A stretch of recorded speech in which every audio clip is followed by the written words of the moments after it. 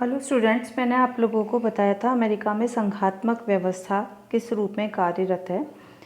America में सामान्यतः कोशिश ये की गई है कि केंद्र और राज्यों के मध्य शक्तियों का बंटवारा इस रूप में किया जाए कि कोई भी शासन शक्ति अपने क्षेत्र में निरंकुश ना हो सके और साथ ही ना तो शक्तियों का झुकाव राज्य सरकारों की तरफ हो और ना ही केंद्र सरकार की तरफ हो। लेकिन धीरे धीरे करके जैसे जैसे राजनीतिक परिस्थितियां परिवर्तित होती गई, अमेरिका में संघात्मक व्यवस्था में शक्तियों का केंद्रीकरण संघ व्यवस्था या केंद्र सरकार की ओर होता चला गया। संविधान निर्माता ने अमेरिका को एक कठोर संघीय व्यवस्था में ढालने का प्रयास किया और परिस्थितियां इस कदर परिवर्तित हुई कि अब अमेरिकी शासन व्यवस्था के संदर्भ में ये कहा जाने लगा है कि अमेरिका में केंद्रीकरण की प्रवृत्ति व्यापक रूप में प्रचलित हो गई है। क्यों अमेरिका में केंद्रीकरण की प्रवृत्ति में वृद्धि हो रही है, इसके प्रमुख कारण हैं। पहला है सामाजिक तथा आर्थिक परिवर्तन।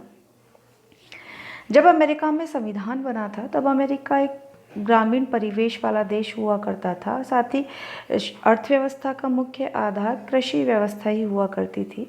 लेकिन धीरे धीरे करके जब यातायात के साधनों का विकास हुआ, आवश्यकताओं का विस्तार हुआ और जब छोटा समाज या अमेरिका की अर्थव्यवस्था बहुत अधिक व्यापक स्वरूप में नहीं हुआ करती थी, तब राज्यों के द्वारा ही अपनी आवश्यकताएं पूर्ण की जा सकती थी।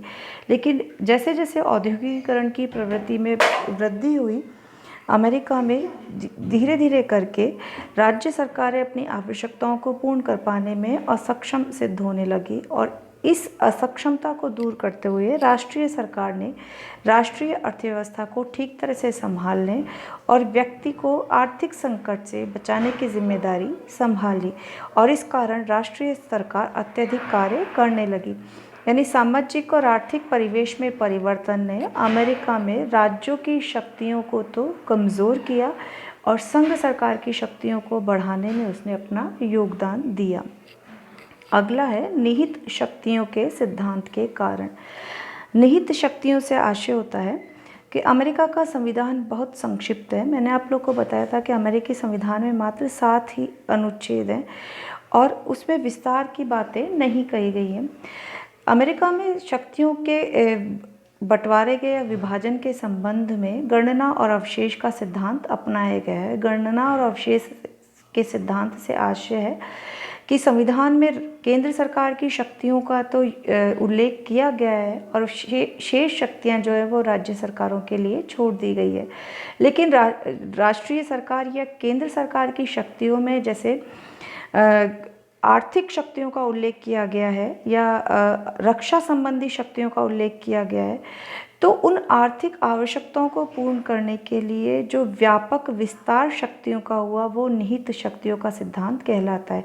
जैसे वित्त संबंधी शक्तियों का केंद्रीकरण संघ सरकार के हाथों में किया गया है, लेकिन अब वित्त संबंधी आवश्यकताएं उनमें बैंक प्रणाली है, यातायात है, संचार है आदि अनेक विषय अपने आप ही सम्मिलित हो जाते हैं। तो ये जो कहलाती हैं वो निहित शक्तियाँ होती हैं, यानी मूल शक्ति के साथ जुड़ी हुई जो पूरक शक्तियाँ हैं वो स्वाभाविक रूप से अमेरिका में केंद्र सरकार के हाथों में केंद्रित होती चली गई और यही वहाँ पे निहित शक्तियों के सिद्धांत के कारण केंद्र सरकार की शक्तियों का जो क्षेत्र है या दायरा जो है वो व्यापक होता चला गया। अगला है गृह युद्ध। अमेरिका में गृह युद्ध की स्थिति 1861 से 1865 तक उत्पन्न हुई थी। इसमें केंद्र सरकार ने उस युद्ध की स्थिति से निपटने के लिए केंद्र सरकार के द्वारा जिन शक्तियों का प्रयोग किया गया या केंद्र सरकार के द्वारा जिस भी तरह से इस तरह की असामाजिक परिस्थितियों से उभरने का प्रयास किया, उन सब कारणों ने भी अमेरिका में केंद्र सरकार की शक्तियों में वृद्धि की। अगला आता है न्यायिक निर्णय। अमेरिका में मैंने आप लोग को बताया कि सर्वोच्च न्यायालय का सिद्धांत प्रचलित, सर्वोच्च न्यायालय के पास न्यायिक पुनरावलोकन की शक्ति है। सर्वोच्च न्यायालय की इस शक्ति ने बहुत सारे विषय ऐसे थे जो कि कांग्रेस के द्वारा बनाए गए और न्यायिक निर्णयों के द्वारा उसको पुष्ट करने का या उसको सही साबित करने का जो कार्य है वो सर्वोच्च न्यायालय के द्वारा किया गया। जो भी शक्तियाँ न्यायिक निर्णयों के माध्यम से केंद्र सरकार को प्राप्त हुई, उसने राज्य सरकारों की शक्ति में तो कटौती की और केंद्र सरकार की शक्तियों के क्षेत्र को व्यापक स्वरूप प्रदान किया। अगला आता है राज्यों को अनुदान।